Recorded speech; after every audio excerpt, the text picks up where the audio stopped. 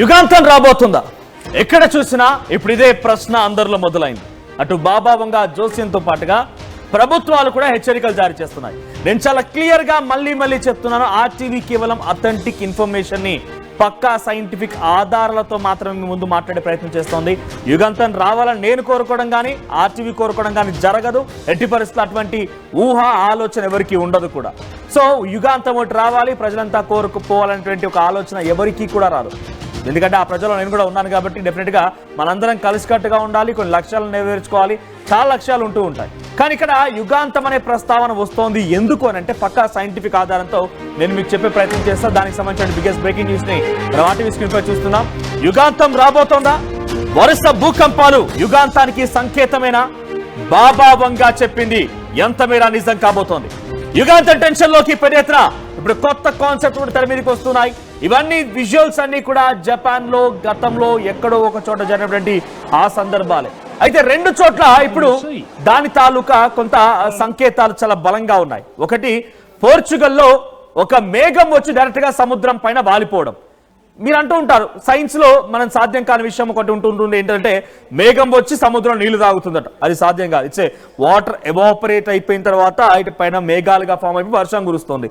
ఇది చూసిన కొంతమంది ఏమంటున్నారంటే మేఘం వచ్చి నీళ్లు తాగుద్దంట. అదంతా పొరపాటు విషయం. మేఘం వచ్చి నీళ్లు తాగడం ఇవన్నీ కూడా చెప్పడానికి సొల్లు బాగుంటుంది, కానీ అది సాధ్యం కాని విషయం. కానీ ఇక్కడ చూడండి, మేఘం ఏకంగా పోర్చుగల్ దగ్గర ఒక సముద్రం పైన సముద్ర తీరం దగ్గర అలా ఉండిపోయింది. కానీ చూడడానికి ఎలా ఉందని, ఒక సునామీ వస్తోంది, అలా అలలు ఎగిసి పడుతున్నాయి, రాకాసి అలలు ఎగిసి పడిపోయి ప్రజల మీదకి దూసుకొస్తున్నట్టుగానే ఉంది. అక్కడ కిరటాలు ఎగిరి పడుతున్నాయి, పెద్ద ఎత్తున తీరం వైపుగా వెంబడిస్తూ ఉన్నాయి. సుమారుగా 200 నుంచి 300 మీటర్ల వరకు తన్నుకు వచ్చాయి. సో ఇవన్నీ కూడా ఒక రకంగా ప్రకృతి వైపరీత్యాలకు సంకేతాలే. నేను మళ్ళీ చెప్తున్నా, మీకు చాలా పక్కా అథెంటిక్ ఇన్ఫర్మేషన్ ఒక పెద్ద ఎత్తున ఇప్పుడు ప్రపంచవ్యాప్తంగా జరుగుతున్న కాన్సెప్ట్ ని కొన్ని నిమిషాలను ముందుకు చూపించబోతున్నాను. సో ప్రస్తుతానికి ఇది ఒకటే కాదు, జపాన్ లో ఈరోజు ఉదయాన్న కూడా చొకారే అనేటువంటి తత్సుంగో అనేటువంటి ఐలాండ్ లో తెల్లవారుజామున 5:30 సమయంలో 5.5 రెక్టార్ స్కేల్ పైన భూకంపం నమోదైంది. సుమారుగా 10 కిలోమీటర్ దగ్గర అక్కడ భూకంప కేంద్రం నమోదైంది. సో బాబా వంగ జోస్యం, దీన్ని ఇంకొక వ్యక్తి న్యూ బాబా వంగ అనే వ్యక్తి కూడా తెర మీదకి వచ్చారు. వాస్తవానికి ఇది డైరెక్ట్ గా బాబా వంగ ఎక్కడ రాసినట్టుగా దాఖలాలు లేవు, దానికి అథెంటిక్ గా మనం చెప్పలేము. కానీ ర్యూట్స్కి అనేటువంటి ఒక వ్యక్తి, ర్యూట్స్కి అనేటువంటి ఒక మహిళ న్యూ బాబా వంగగా తను చెప్పుకుంటూ ద ఫ్యూచర్ ఐసా అనేటువంటి పుస్తకాన్ని రాసుకొచ్చిందట 1999లోనే. సో ఆ పుస్తకంలో ఉన్న అంశాలు ఇవన్నీ కూడా ప్రపంచం మునిగిపోతుంది, ఇలా యుద్ధం జరుగుతుంది, యుద్ధాలు వస్తాయి, ఇలా రకరకాలుగా. ఎస్, ఇదే ఆ పుస్తకం, ద ఫ్యూచర్ ఐసా అనే పుస్తకం ఇదే. ఇవన్నీ కూడా బొమ్మల రూపేణ తను ఎలా రాసుకొచ్చింది ఆ పుస్తకంలో అంటే చూడండి, ఇవన్నీ బొమ్మల రూపేణ. ఇది తను రాసినటువంటి భాష, అక్కడి వాళ్ళ లాంగ్వేజ్ రాసుకొచ్చింది. ద ఫ్యూచర్ ఐసా పుస్తకం ఇదే. దీని అన్నింటిలో కూడా ఎక్కడ కూడా తను లిటరలీగా తన ఒక సంభాషణని, ఆ భాషను మొత్తం కూడా అక్షరాల రూపంలో రాయలేదు, బొమ్మల రూపంలో. ఒకసారి ప్లే చేయండి లోపలగా, దానిలో ప్లే చేస్తే బొమ్మల రూపేణ ఉంది. లోపల ఎలా జరుగుతుంది, ఎటువంటి విపత్తులు వస్తాయి, ఎంత ఒక దారుణమైనటువంటి పరిస్థితి ఎదుర్కోబోతోంది ప్రపంచం అనే దానికి ప్రతిదీ కూడా ఈ రకంగా బొమ్మల రూపేణ రాసుకొచ్చింది, బొమ్మల రూపంలో దించుకొచ్చింది. సో ర్యూట్స్కి అనేటువంటి, ఎస్ తనే ఆ మహిళ ర్యూతోస్కి. సో ర్యూతోస్కి రాసినటువంటి ఆ పుస్తకం ఆధారితంగానే ఇప్పుడు మరింతగా బలం చేకూరుతోంది. ద ఫ్యూచర్ ఐసాలోనే ఇప్పుడు జపాన్లో 3 లక్షల మంది మరణిస్తారని, జూలై 5న ఒక భారీ విధ్వంసం సృష్టించబడుతున్న మాటని రాసుకొచ్చింది. అంటే ఇప్పుడు ఎగ్జాక్ట్గా నేను వార్త చెప్పే సమయానికి మరికొన్ని గంటలు మాత్రమే ఉంది. నిజంగా తను చెప్పే మాట నెరవేరబోతుందా ఏంటి, ఏం కథ అనే దానికి. సో ఇందాక మీకు చెప్పాను కదా సైంటిఫిక్ ఆధారం అని చెప్పి. బిఫోర్ దాట్ నేను కంటిన్యూ చేసే ముందు ఒకసారి మీకు జపాన్ సంబంధించిన ఎర్త్క్వేక్స్ ట్వీట్ వేస్తాను. పీసీఆర్ అది ఉంటే కనుక ఒకసారి ప్లే చేసే ప్రయత్నం చేయండి. జపాన్ ఎర్త్క్వేక్స్, ఇక్కడ చూడండి జపాన్ ఎర్త్క్వేక్స్ ఏం చెప్తోంది. నేను ఒకసారి హోల్డ్ చేయండి దీన్ని. సో దీన్ని మీరు పక్కాగా చూడండి, అవసరం దీన్ని స్క్రీన్ పై కూడా ప్లే చేస్తాం. ఇక్కడ ఏం చెప్తోంది జపాన్ అంటే, Japan earthquakes risk July 5th to July 6th strong earthquakes may occur in southern and western regions. కాసేపు మనం ర్యూతోస్కి లేకపోతే ఫ్యూచర్ ఐసా ఈ బాబా వంగ జోస్యం పక్కన పెడదాం, కేవలం ప్రభుత్వం చెప్పిందే విందాం మనం. దాంట్లో ఏముంది, జూలై 5 నుంచి 6వ తేదీ వరకు స్ట్రాంగ్ ఎర్త్క్వేక్స్ వస్తాయని, ఆ ఎర్త్క్వేక్స్ లో సౌతర్న్ అండ్ వెస్టర్న్ రీజన్స్ లో వస్తాయని చాలా బలంగా చెప్తూనే ఒక ఫోటో షేర్ చేసి దాంట్లో ఇక్కడ చూడండి 96% అని రాసి ఉంచింది. చాలా dangerous, the deadly most dangerous 96% of occurrence వచ్చే అవకాశం ఉందని చెప్తున్నారు. సో ఇది ఏకంగా జపాన్ ఎర్త్క్వేక్స్, జపాన్ ప్రభుత్వం అలర్ట్ జారీ చేసింది. జపాన్ ప్రధాని అలర్ట్ గా ఉండమని చెప్పారు. 17,000 దివులు ఉన్నాయి, 17,000 ఐలాండ్స్ ఉన్నాయి జపాన్లో. వాటన్నిటిని వెకేట్ చేయించి సురక్షిత ప్రాంతాలకి ఆ ప్రజలందరినీ పంపిస్తూ ఉన్నారట. సో ఇప్పటివరకు మీకు జపాన్లో ఏం జరుగుతుందని చెప్పాను. సో ఇదంతా కూడా ప్రళయం. ఇక్కడ యుగాంతం అని నేను చెప్పడం లేదు, ఆర్టీవీ చెప్పడం లేదు, ప్రపంచ దేశాల్లో మొత్తం చర్చ జరుగుతుంది కాబట్టి ఆ వార్తని మీకు అందించే ఒక ఉద్దేశంతో వార్త చెప్పడం జరుగుతోంది. సో ఇక్కడ యుగాంతం కాదు, జపాన్లో ప్రళయం. మరి యుగాంతం అంటే ఏంటి? ప్రపంచ దేశాలన్నిటిపైన ప్రభావం చూపించేది. ఎలా చూపిస్తోంది? ఒకసారి పాంగై కాన్సెప్ట్. సో పాంగై లేదా పాంజియా కాన్సెప్ట్ అని చెప్తూ ఉంటారు. ఆ కాన్సెప్ట్ ఏంటో మీకు చూపిస్తాను. ఇక్కడ చూడండి, ఇది రైట్, ద ఫ్యూచర్ ఐసా. Did this Japanese artist predict the future? So ఇదంతా కూడా ద ఫ్యూచర్ ఐసా పుస్తకానికి సంబంధించినటువంటి విజువల్స్. ఒకసారి పీసీఆర్ ద పాంగై కాన్సెప్ట్ చూపిద్దాం. పాంగై కాన్సెప్ట్ ప్లే చేయండి. సో పాంజియా లేదా పాంగై అనే కాన్సెప్ట్ ఏంటి అంటే కనుక ఒకసారి మీకు డైరెక్ట్ విజువల్స్ చూపాను. చూడండి, ఇది పాంగై కాన్సెప్ట్. మీకు ఏమర్థమవుతుందో ఒకసారి మీరు కామెంట్ చేయండి. ఇదంతా గ్లోబ్, భూమి, రైట్? ఇదంతా భూమి. సో ఈ భూమి ఎలా మారిపోతుంది చూడండి. ఇదంతా కూడా ఇక్కడ సౌత్ ఆఫ్రికా, ఇండియా ఇవన్నీ ఉన్నాయి కదా. ఇదంతా కూడా ప్రకృతిలో వచ్చేటువంటి మార్పులు, సముద్రంలో వచ్చేటువంటి మార్పులు, భూకంపాలు, సునామీలు, ఇంకా ఇతరత్ర ప్రకృతి విలయాలు మొత్తం జరుగుతూ భూమిని కొంత కుదిస్తూ ఉన్నాయంట. అంటే భూమి మధ్యలో మార్పులు జరుగుతూ ఉన్నాయి. అప్పుడు ఏం జరుగుతోంది? ఇంకో ఇలా జరిగే అవకాశం, దీనే పాంగై కాన్సెప్ట్ అంటారట. ఒకసారి ఫోటో ప్లే చేయండి క్లియర్గా. ఆ ఫోటో ప్లే చేయండి పాంగై కాన్సెప్ట్ది. సో ఆ ఫోటోలు చూస్తే మీకు అర్థమవుతుంది పాంగై కాన్సెప్ట్ అంటే ఏంటి. ఎస్, ఇక్కడ చూడండి, పాంగై 255 మిలియన్ ఇయర్స్ ఎగో, ఒక 2025 సంవత్సరాల క్రితం ఇలా ఉండేది. అంటే మళ్ళీ ఇక్కడ రాబోతున్నాం మనం, మళ్ళీ రోజు ఇక్కడ రాబోతున్నాం. అంటే నేను చెప్పే మాట కాదు. ఒకవేళ మీకు కూడా చూడాలనుకుంటే పాంగై కాన్సెప్ట్ అంటే ఏంటి అనేది మీరు కూడా సెర్చ్ చేసే ప్రయత్నం చేయండి. సో ఇది పాంగై కాన్సెప్ట్. సో ఇది ఏంటిది? 2025 మిలియన్ సంవత్సరాలకి క్రితం ఇలా ఉండే వాళ్ళమంట. రోజు రోజుకి కొంత మనం మార్పులు చేర్పులు జరిగిపోయి దాంట్లో మళ్ళా 150 మిలియన్ ఇయర్స్ ఇలా మారిపోయాం. లౌరేసియా అండ్ గోండ్వానా. ఆ తర్వాత మళ్ళీ ఇక్కడ 100 million years ago, so 100 million సంవత్సరాలకి పూర్వంగా North America, Europe, Asia, Africa, India and Australia, South America. India ఎక్కడ ఉంది? ఇక్కడ ఇండియా ఉంది. సో తర్వాత మార్పులు చెందితే ఎలా వచ్చింది? ప్రస్తుతం ఇండియా మన గ్లోబ్ ఎలా ఉంది అంటే ఇది గ్లోబ్ గా ఉన్న సిచ్యువేషన్. దీంట్లో ఏమో north America, south America, Europe, Asia, India ఇక్కడ ఉంది. ఇక్కడున్న ఇండియా కాస్త ఇక్కడికి వచ్చేసింది, ఆ ఏషియాలో కలిసింది. బిఫోర్ దాట్ ఏషియాలో ఇండియా లేదు. సో ఇక్కడ south America, Africa, Australia, Antarctica. ఇదంతా సైన్స్. నేను జోస్యం గురించి మాట్లాడలేదు. బాబా వంగ జోస్యం కాసేపు పక్కన పెడదాం. నేను సైన్స్ చెప్తున్నా, చాలా పక్క అథెంటిక్ గా చెప్తున్న ఆధారంతో సహా. సో ఇది పాంగై కాన్సెప్ట్ అంటారు. ఏముంది ఇక్కడ చూడండి, continental drift of plates. So భూమి పొరల్లో భూమిలో మార్పులు జరిగి ఇలా రోజుకి కుదించబడుతూ ఇక్కడి నుంచి స్టార్ట్ అయినటువంటి భూమి ఇలా మారిపోయింది ఇప్పుడు ప్రస్తుతానికి. సో ఇక్కడ నుంచి మళ్ళీ ఇలా మారబోతుందట. ఆ కాన్సెప్ట్ లో భాగంగానే ఇవన్నీ కూడా జరుగుతూ ఉన్నాయి. ఎలా జరిగిపోయింది అంతా? ఒకప్పుడు భూమిలో కొంత అలా ఇక్కడ సునామీలు రావడం, తర్వాత భూకంపాలు రావడం, ఇతరత్ర ఇబ్బందికర సిచ్యువేషన్స్ ఎదురయ్యాయి. కాబట్టి ఒక్కొక్కటిగా మార్పు చెందుతూ ఈ ప్రస్తుతం గ్లోబ్ ఇక్కడ వరకు వచ్చింది. ఎర్త్ టుడే అని చూసారా, అక్కడ వరకు వచ్చింది. సో రేపటి రోజున మళ్ళీ ఎన్ని రోజుల కంటే 225 మిలియన్ ఇయర్స్ లాటర్ అంటే తర్వాత, అది అప్పుడా అని చెప్పలేం మనం, ఇంకా చాలా ఏళ్ళు ఉంది. కానీ ప్రస్తుతం అలా రావడానికి సిచ్యువేషన్ ఉంది కదా. అలా రావడం కోసం భూమి పొరల్లో మార్పులు జరుగుతున్నాయి కాబట్టి డెఫినెట్ గా అలా వచ్చే అవకాశం. ఇక్కడ చూడండి పాంగై కాన్సెప్ట్, ఇది పాంగై కాన్సెప్ట్. ఇంకో ఇలా ఉండేది నార్త్ చైనా, ఆ తర్వాత వెస్టర్న్ ఏషియా, ఇక్కడ టర్కీ ఉంది, టర్కీ, ఇరాన్ ఇక్కడ ఉంది. ఇక్కడ ఇవన్నీ కూడా ఇలా మార్పులు జరుగుతూ వచ్చాయి. సో ఎక్కడెక్కడ ఎలా ఉంది అనేది పాంగై కాన్సెప్ట్ లో ఒక పిక్చరైజేషన్ రూపంలో మీకు చూపిస్తున్నాం. సో రేపటి రోజున మళ్ళీ పాంగై కాన్సెప్ట్ ఇంప్లిమెంట్ కాబోతుందట. ఇది అథెంటిక్ గా సైంటిస్టులు చెప్తున్నమాట, నేను చెప్తున్నమాట కాదు. పాంగై కాన్సెప్ట్ అనేది ఆ రకంగా ఉంటుందట.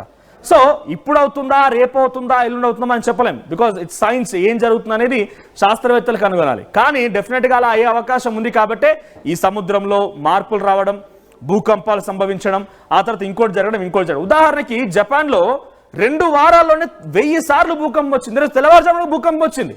ఈరోజు తెల్లవారుజామున 5:30 జపాన్లో మళ్ళీ భూకంపం వచ్చింది. అక్కడ టొకారో అనేటువంటి ఐలాండ్ దగ్గర తత్సోంగి అనేటువంటి ప్రాంతంలో అక్కడ భూకంపం సంభవించి 10 కిలోమీటర్ దగ్గర భూకంప కేంద్రం నమోదైంది. సో ఇలా వరుసగా భూకంపాలు. ఇది మనం డెఫినెట్ గా ప్రకృతి విపత్తుకి ఎందుకు భావించకూడదు? సో పోర్చుగల్లో మేఘాలు వచ్చి సముద్రంపై నిల్చోవడం ఏంటి? నేను చెప్తాను మళ్ళీ భయభ్రాంతలకు గురి చేయడం కోసం కాదు. చాలా పక్కగా ఇప్పుడప్పుడే జరగకపోవచ్చు. ఇట్స్ నాట్ యుగాంతం అనే దానికి ఇప్పుడెప్పుడే అవకాశం లేదు. యుగాంతం రాకూడదనే కోరుకుంటాను నేను కూడా. అలాంటి సిచ్యువేషన్ ఉండకూడదు, అంతా సేఫ్గా ఉండాలని కోరుకుంటాను. కానీ డెఫినెట్గా జపాన్లో ప్రళయం వచ్చే అవకాశం అయితే ఉంది. ఒక ప్రాంతానికి అయితే కొంత ప్రళయం వచ్చే అవకాశం ఉంది. సునామీ లాంటి హెచ్చరికలు అయితే ఉన్నాయి. ఏకంగా ప్రభుత్వాలే చెప్తూ ఉన్నాయి సునామీ హెచ్చరికలు ఉంటాయని. ఒకసారి మీకు వివిధ ప్రాంతాలకు సంబంధించి ఎక్కడెక్కడ ఏ రకంగా భూకంపాలు సంభవించాయనే దానికి మీకు కొన్ని వివరాలు చెప్తాను నేను. సో జపాన్లో ఏకంగా ఒక 2 వారాల్లోనే 900 సార్లు భూమి కంపించింది. అక్కడ ప్రకంపనలు సృష్టించబడ్డాయంటే అర్థం చేసుకోండి ఏంటి, ఎలా ఉంది, ఎలా జరుగుతుంది అనేది. ఈ రకంగా బే ఆఫ్ బెంగాల్లో భూకంపం వచ్చింది. మీరు కావాలని చెక్ చేసుకోండి, భూకంప్ లేదా ఎర్త్ క్వేక్స్ ఇన్ఫర్మేషన్ అని చెప్తే మీకు పూర్తిగా లింక్స్ వస్తుంటాయి. నేను చెప్పే ఇన్ఫర్మేషన్ మొత్తం మీరు అక్కడ ఫైండ్ అవుట్ చేసుకోవచ్చు. సో నేను చూస్తుంది ఇప్పుడు లేటెస్ట్ అప్డేట్స్. సో అండమాన్ సీలో ఇప్పుడు నేను చెప్పేటువంటి సమయానికి 4.9 తీవ్రతతో భూకంపం సంభవించింది. ఎగ్జాక్ట్గా 11 గంటల 3 నిమిషాల సమయానికి. బే ఆఫ్ బెంగాల్లో నిన్న భూకంపం వచ్చింది, ఆఫ్ఘనిస్తాన్లో వచ్చింది, మయన్మార్లో వచ్చింది. ఆ తర్వాత ఇలా వివిధ ప్రాంతాలు, సముద్రంలో మార్పులు, సముద్రంలో భూకంపాలు, సముద్రంలో జరిగినటువంటి చిన్న చిన్న మార్పుల దృష్ట్యా పెద్ద ఎత్తున భూమి కంపిస్తోంది. ఒకసారి మీకు ఆ ఇన్ఫర్మేషన్ చెప్తాను ఎక్కడెక్కడ ఉంది. ఎర్త్క్వేక్స్ అలర్ట్స్ అనే దాంట్లో మీరు సర్చ్ చేసి చూడొచ్చు. 5.2 మ్యాగ్నిట్యూడ్ తోని ఇండోనేషియాలో ఇప్పుడు నేను ఈ వార్త చెప్పే సమయానికి కేవలం 2 నిమిషాల క్రితమే. మీరు సెర్చ్ చేయండి, అవసరమైతే మీరు కూడా ఇన్ఫర్మేషన్ తెలుసుకోండి, మీరు కూడా చూడొచ్చు. ఎర్త్క్వేక్ అలర్ట్స్ అని చెప్తే మీకు కూడా ఇన్ఫర్మేషన్ వస్తుంది. సో 5.2 మ్యాగ్నిట్యూడ్ తోని ఇండోనేషియాలో భూమి కంపించింది. తర్వాత 7.1 మ్యాగ్నిట్యూడ్ తోని యునైటెడ్ స్టేట్స్లో ఒకసారి భూకంపం వచ్చింది. 4.5తో కగోషిమాలో జపాన్ దగ్గర వచ్చింది. సో ఇవన్నీ కూడా ఈరోజు జరిగినవే. అంటే ఎంత స్థాయిలో భూకంపం వస్తున్నాయో చూడండి. సో ఇవన్నీ కూడా ఒక సంకేతాలుగా భావించాలి. ఇక్కడ జోస్యం కాసేపు పక్కన పెడితే ఇవన్నీ సంకేతాలుగా, సైన్స్గా మనం చూడాలి. ఒకసారి జోస్యం కూడా మనం కన్సిడర్ చేసిన, ఒకసారి జోస్యమే ఆలోచిస్తే two steel birds will threaten America అనేటువంటి పదాన్ని ద ఫ్యూచర్ ఐసా పుస్తకంలో లేకపోతే రియోటోట్స్కి కానివ్వండి బాబు వంగ రాసుకొచ్చారట. సో దాంట్లో 2 స్టీల్ బర్డ్స్ అంటే ఏంటి, 2 విమానాలు వెళ్ళిపోయి ట్విన్ టవర్స్ ని ఢీ కొట్టడంతో ట్విన్ టవర్స్ కుప్పగూలిపోయి అమెరికాలో ఒక ఉగ్రదాడి జరిగింది. ఆ తర్వాత ఆఫ్రికా అమెరికన్ అనే వ్యక్తి అమెరికా ప్రెసిడెంట్ అవుతారు, బరాక్ ఒబామా. డియానా ప్రిన్సెస్ మరణిస్తుందని చెప్పడం, ఒక ఆకస్మిక మరణం జరుగుతుందని చెప్పి ఆ ప్రెడిక్షన్ లో ఉంది. సో దాంట్లో కూడా ఈ సంఘటనలో మరణించారు, జరిగింది. ఆ తర్వాత న్యూక్లియర్ డిజాస్టర్ జరిగింది. ఇవాళ ఇలా చాలా సంఘటనలు జరిగాయి. ఏకంగా కోవిడ్ వస్తుందనే విషయాన్ని కూడా బాబా వంగ తన చెప్పేటువంటి ఆ జోస్యంలో చెప్పుకొచ్చారు. 20 ఏళ్ల క్రితం ఎప్పుడో చెప్పారట కోవిడ్ వస్తుందని, ప్రపంచం మొత్తం అతలాకుతలం అయిపోతుందని చెప్పుకొచ్చారట. ఇవొకటి సాధ్యాలుగా మనం పరిశీలిస్తే, ఇక అసాధ్యాల విషయానికి వస్తే అసాధ్యాల వరల్డ్ వార్ 3 వస్తానని చెప్పింది. ఇంకా రకరకాలుగా మాట్లాడుకొచ్చింది. వరల్డ్ వార్ 3 అన్నారు, యూరోప్ అంతమైపోతుంది అన్నారు, యూరోప్ని ఒక ముస్లిం వ్యక్తి పరిపాలిస్తాడని చెప్పుకొచ్చారు. సో తర్వాత ఇంకా చాలా విషయాలు చెప్పుకొచ్చారు. సో దాంట్లో కొన్ని అసాధ్యాలు, సాధ్యాలు కూడా ఉన్నాయి. ఈ సాధ్యాసాధ్యాలు పక్కన పెడితే, బాబా వంగ జోస్యం కాసేపు పక్కన పెడితే, సైన్స్ మాత్రం చాలా పక్కాగా చెప్తోంది there may be a chance of biggest disaster happening soon.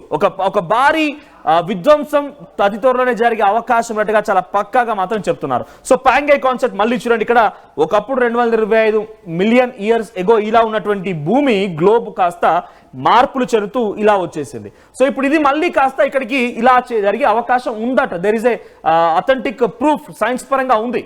So ఈ పాంగే కాన్సెప్ట్ నుంచి ఇక్కడ వరకు వచ్చినటువంటి ఈ భూమి రేపటి రోజున ఈ మార్పుల దృష్ట్యా, సముద్రంలో మార్పులు కానివ్వండి, భూమి పొరల్లో మార్పులు, పెద్ద ఎత్తున విధ్వంసాలు. ఇక్కడ చూడండి, ఇంకో ఇదంతా కూడా గ్రాఫికల్ రిప్రజెంటేషన్లో మీకు ఉంది. ప్రస్తుతం ఇక్కడ ఉన్నటువంటి భూమి ఇలా మారిపోతుందట. చాలా రోజుల క్రితం మనకు చర్చ కూడా వచ్చింది. కొంత సౌత్ ఆఫ్రికా నుంచి వచ్చి కొన్ని మార్పులు చెంది, భూమి పొరల్లో మార్పులు జరిగి ఇండియాకి సమీపంగా వస్తున్నాయి. సౌత్ ఆఫ్రికా నుంచి కొన్ని రాష్ట్రాలు లేకపోతే దేశాలు అనేది. సో అవన్నీ మా దగ్గరకు వచ్చిన తర్వాత మళ్ళీ మాదంటే పొరపాటు పడ్డట్టే అది మాకే అవుతుందని చెప్పని కొంత కామిక్ వేలో కూడా కొన్ని చర్చలు జరిగాయి. సో నిజంగానే సౌత్ ఆఫ్రికా నుంచి ఇండియా వైపుగా వస్తోంది, కొంత జరుగుతోంది అన్నప్పుడు అర్థం చేసుకోండి ఎటువంటి మార్పులు జరుగుతున్నాయి భూమి పొరల్లో అనేది. సో ఈ మార్పులే ఇప్పుడు పాంగే కాన్సెప్ట్ గా ఉన్నాయట. సో ఇవన్నీ కూడా చాలా అథెంటిక్ గా, యుగాంతం అనేది ఇప్పుడు అప్పుడే రాకపోవచ్చు, యుగాంతం రాకూడదు అని కోరుకున్నాం. యుగాంతం లాంటి ఒక విధ్వంసం రాకూడదు, ప్రజలంతా సురక్షితంగా ఉండాలి అటువంటి విషయాన్ని మనం కోరుకున్నాం. కానీ there is a chance of ఒక విధ్వంసం జరిగే అవకాశం అయితే ఉంది. జపాన్లో సంభవిస్తుందట. జూలై 5న జపాన్లో ఈ భారీ విధ్వంసం జరిగే అవకాశం అని చెప్తున్న నేపథ్యంలో కొన్ని గంటల్లోనే ఆ భారీ మార్పులు చూడబోతున్నాం. ఒకసారి మళ్ళీ కొద్ది రోజుల క్రితం జపాన్లో ఎటువంటి సినారియో ఉంది, అక్కడ ఎటువంటి విధ్వంసం సృష్టించబడింది, అక్కడ ఎటువంటి సినారియో ఉంది, ఒకసారి ఆ విజువల్స్ గమనించండి. ఆ విజువల్ మీరు చూడండి. ఆ విజువల్లో మీరు గమనిస్తే ఒకప్పుడు జపాన్లో పరిస్థితి అంతా కూడా జపాన్ ఎటువంటి సినారియో ఉంది, ఎటువంటి సిచ్యువేషన్ ఉంది అనేది. సో దీంతో పాటుగా ఒకసారి మళ్ళీ మీకు పోర్చుగల్ చూపెడతాను. బికాజ్ ఎందుకు నేను మెన్షన్ చేస్తున్నాను పదే అంటే ఇవన్నీ రియల్ లైఫ్లో జరిగినవి. మీరు కావాలంటే మీరు కూడా సెర్చ్ చేయండి. పోర్చుగల్లో జరిగిన సంఘటనకు సంబంధించి ఒకసారి మళ్ళీ అది ప్లే చేస్తారు పీసీఆర్ మీకు.